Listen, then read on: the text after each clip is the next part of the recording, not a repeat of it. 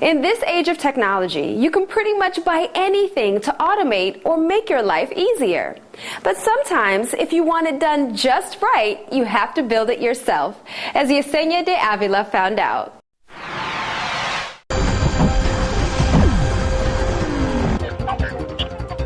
Where do you think you're going? For decades, sci-fi lovers have been fascinated by robots.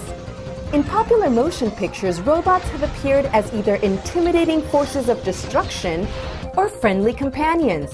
But how do robots actually work? At the Brooklyn Robot Foundry, groups of inquisitive kids are learning the mechanics. Hey, Jack, good work, bud. The Brooklyn Robot Foundry was born when Jenny Young, a mechanical engineer, and David Van Esselston, a teacher and software engineer and father of 2 girls, dreamed about a place where young kids could work together to create and learn how to build a robot from scratch.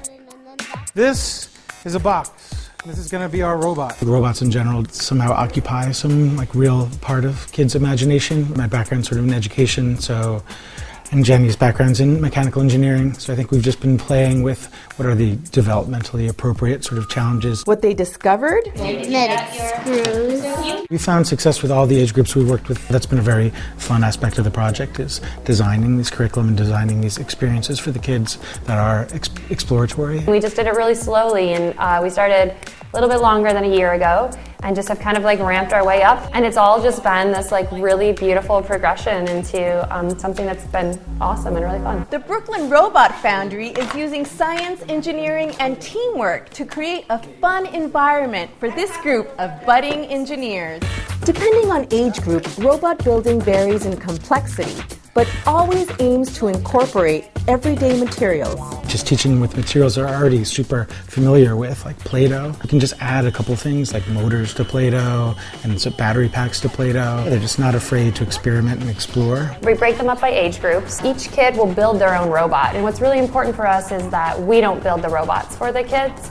The kids do it themselves. So it's all about empowering and teaching the kids that they can do it. Most classes start off with the basics. A simple introduction to circuits, and then we'll just power something as simple as a light bulb. And it's really fun because it's a really quick way for kids to do something hands-on and actually see it do something. So light up is wow, look, my light bulb is lighting up, and they get really, really excited. Wow. The parents are finding that Robot Foundry fills a gap in their children's curriculum. It's hard to find something that's age appropriate for 8, 9, 10-year-old children. A lot of the projects that they work with are interesting enough for a younger kid, but also sophisticated enough that the skills that they learn they can apply to more complicated projects as they get older. My daughter Dio comes. She loves it. We hadn't been able to find anything in the area that involved robotics or robot making for a while, so that was exciting. It's fantastic. Parents have been very supportive of Jenny and Dave's effectiveness as teachers and role models. They're very encouraging and sort of gently challenging, and they're allowing the kids to use their imaginations, to think for themselves, and to sort of explore why they're doing what they're doing. And with the girls in particular? Oh, it worked! Wow, Dio, it looks awesome. Jenny has a special impact. Jenny really inspires Dio, and I think makes her think I could be a scientist. And the mindset of these robot enthusiasts? I just like building robots. Once I think about robots, they take over my mind. For more information, visit brooklynrobotfoundry.com.